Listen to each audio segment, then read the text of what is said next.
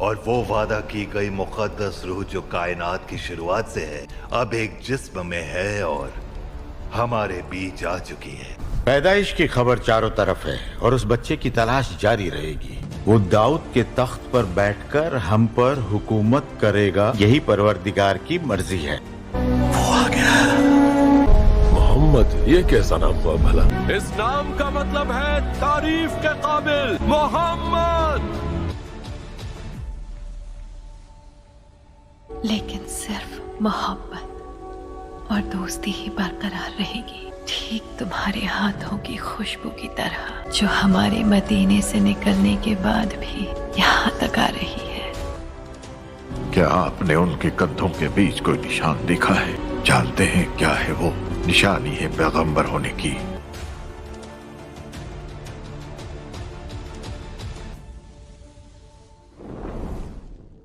बलूगत के इब्तदाई दिनों में हज़रत मोहम्मद सल्लल्लाहु अलैहि वसल्लम अहले मक्का की बकरियां उजरत पर चराया करते थे, और ये कोई ऐब की बात नहीं थी, बल्कि ये हुजूर अकरम सल्लल्लाहु अलैहि वसल्लम की अज़मत और तवाज़े की खुली दलील है।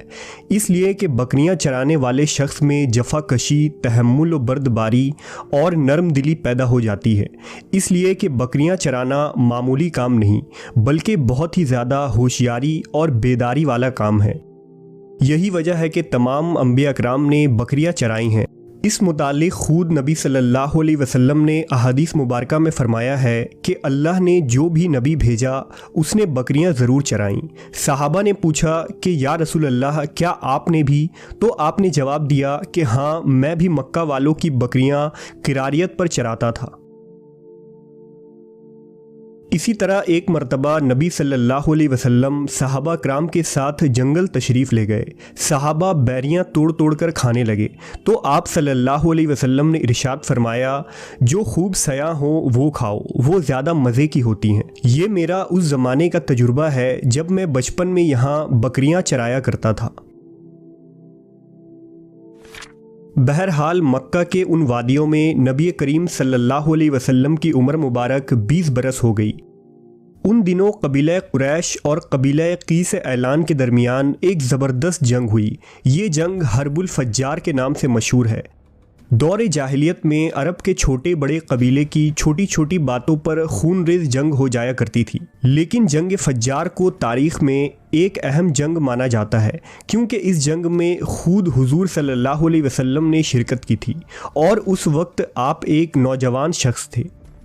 इस जंग की तफसील कुछ यूँ है कि दौर जाहिलियत में अक्कास के मैदान में एक बड़ा मेला लगता था, जिसमें मुशायरे, किस्सा गोई, कुश्तियाँ और तीर अंदाज़ी का मुकाबला हुआ करता था।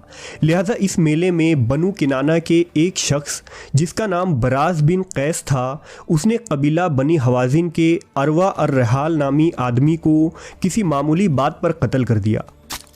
कुरैश को इस वाक़े की खबर हुई तो उन्हें अंदेशा हुआ कि कबीला बनु हवाजिन के लोग बदला लेने ज़रूर आएंगे।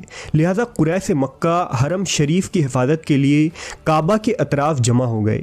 हवाजिन के लोग भी हरम की तरफ बढ़ने लगे और दोनों कबीलों के दरमियान मतभेड़ हुई।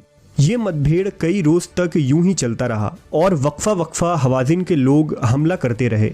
आहिस्ता आहिस्ता कुरैश के हलीफ कबाइल भी इस जंग में कूद पड़े और ये एक बड़ी लड़ाई बन गई। आखिरकार कुरैश और हवाजिन के दरमियान 15 आमुल फील के साल एक बड़ा मुआरका हुआ, जिसे हर्ब फज्जार कहा जाता है।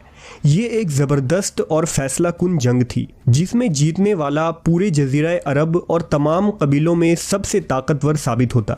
इसलिए कुरैश के सरदारों ने अपने पाँव में बेड़ियाँ डाल ली ताकि वो मैदान जंग में साबित कदम रहें और कोई फरार न हो सके।